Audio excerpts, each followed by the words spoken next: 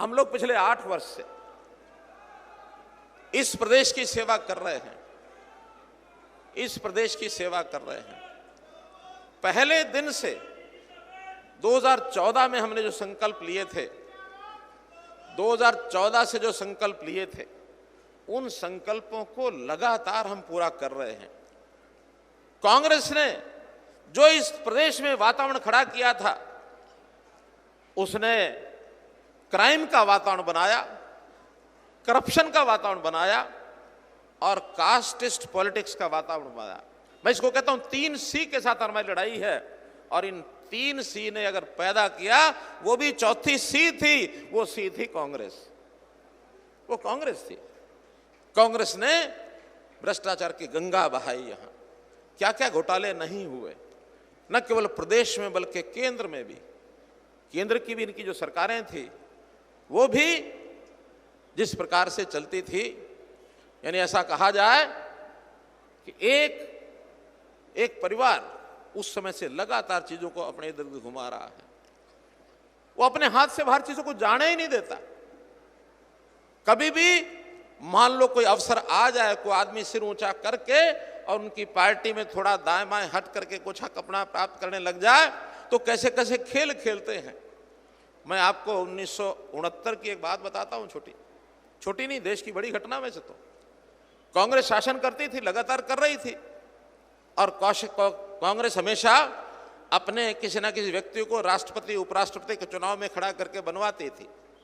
1969 में उनकी पार्टी में सिंडिकेट ने एक फैसला किया कि नीलम संजीवा रेड्डी जो है राष्ट्रपति के कैंडिडेट होंगे। श्रीमती इंदिरा गांधी को पसंद नहीं आया, और उन्होंने इस प्रकार के खेल खेले कि इंडिपेंडेंट वीवी गिरी को खड़ा कर दिया, पार्टी के सारे सिस्टम तोड़ करके अपने ऑफिशियल कैंडिडेट को हरा करके और वीवी गिरी को जिता दिया। पार्टी के 2 फाड़ कर दिए, एक कांग्रेस ओ बन गई, एक इंदिरा गांधी की कांग्रेस आई बन गई। ये इस प्रकार के खेल वो केंद्र में भी खेलते रहे हैं। तो मित्रों, भाइयों बहनों, वहां सिद्धांत की कोई चर्चा नहीं है, सिद्धांतों का कोई पक्ष रखने वाला नहीं होता है। उनके सामने देश नहीं है, जनता नहीं है, केवल अपना घर सामने होता है। और एक तरफ भारतीय जनता पार्टी अपने सिद्धांतों पर कितना खरी उतरती है।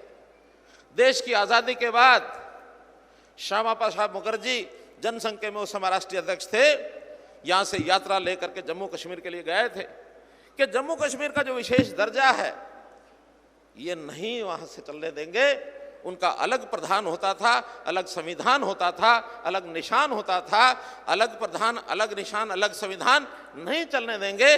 और उस समय श्यामा प्रसाद मुखर्जी ने अपना जीवन का उस समय बलिदान दे दिया था, उनकी हत्या कर दी गई थी वहां।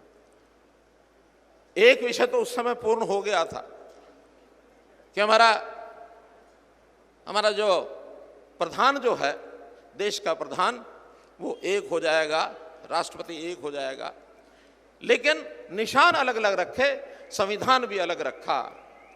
आज नरेंद्र मोदी जी ने इतने वर्षों के बाद उस विशेष दर्जा को समाप्त करके धारा 370 और 35A को, संविधान की धाराओं को, और निष्प्रभावी कर दिया आज उस विषय का। और हमने से एक बन करके सूत्र देश के साथ अखंडता का ये काम किया। मैं सिद्धांतों की बात बता रहा हूं। भारतीय जनता पार्टी शुरू से आज तक सिद्धांतों पर काम करती है, और वहां सिर्फ निजी स्वार्थ से काम होते हैं। निजी स्वार्थ वाली पार्टी पनप नहीं सकती। आज पूरे देश से, मोदी जी ने ठीक कहा था, कांग्रेस मुक्त भारत। अब कांग्रेस मुक्त भारत लगभग हो गया है। एक सरकार इनकी राजस्थान में बची है, एक छत्तीसगढ़ में बची है। राजस्थान में भी सरकार हिंडकोले खा रही है, हिचोले खा रही है। पता नहीं बचेगी कि नहीं बचेगी। अगर इनको कुछ बचाना ही है तो पहले राजस्थान की सरकार को बता लें, फिर ये जो सपने देख रहे हैं, ये सपने इनको बाद में देखने चाहिए। अब यहां बचा कुछ नहीं है हरियाणा में इनका, लेकिन फिर भी 2 ही लोग हैं, 2 नेता इनके, एक पिता एक पुत्र, लगे हुए हैं लगातार कि शायद कुछ मिल जाए, शायद कुछ मिल जाए।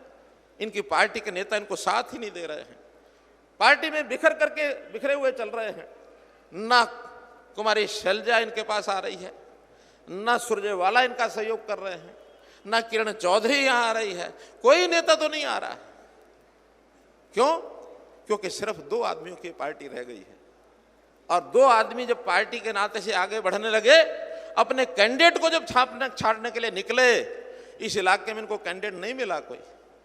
जिसके ऊपर हाथ रखते थे वही नीचे से खिसक जाता था, नहीं नहीं मुझे चुनाव नहीं लड़ना है, मुझे चुनाव नहीं लड़ना है। आखिर करके एक फ्यूज्ड बल्ब को जैसे लाया जाता इंपोर्ट करके, इस प्रकार से ले आए हैं।